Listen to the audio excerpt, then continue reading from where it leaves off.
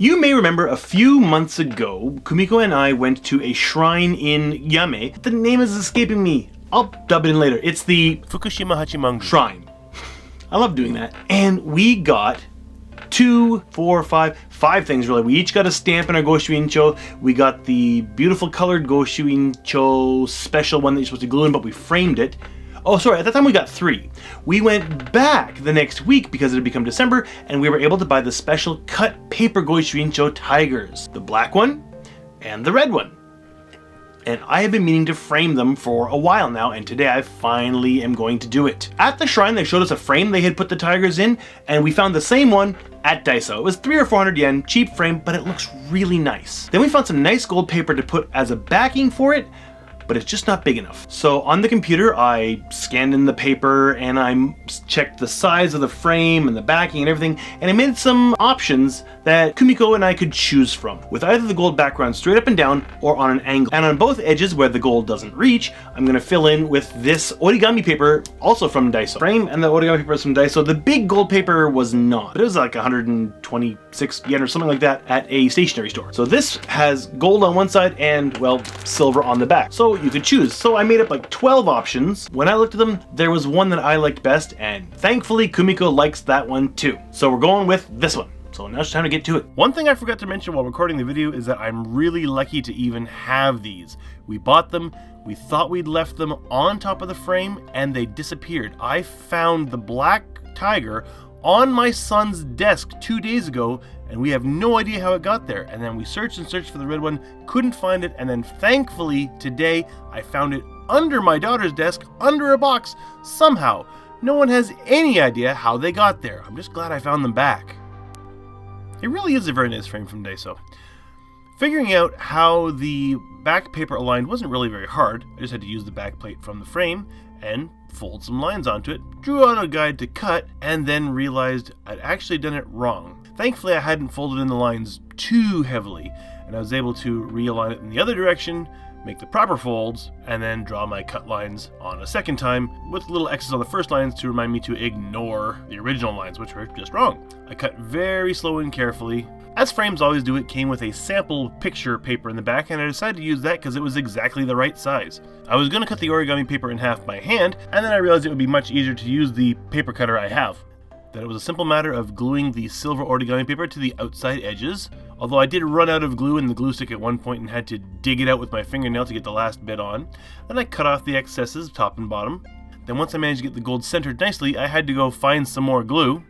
And when I got that, it was quite a simple matter to glue the gold down, making sure to get the edges, which was kind of an afterthought, so I had to kind of make my own techniques for gluing the edges, which worked pretty well.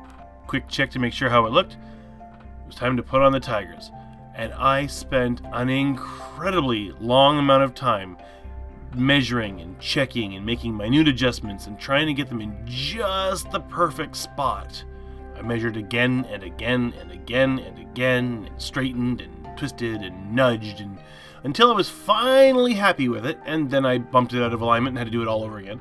And then once I was, well, as happy as I was gonna get, I used a very small thin glue stick to just put a couple dabs of glue on the gold paper just to hold it in lightly.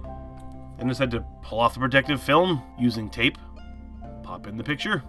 I put in the mat that was provided just to give it a little extra bulk to hold it down some more, put it in the back plate, fold down all the tabs, and we're done. That went well. I think it went very well because here's the end result.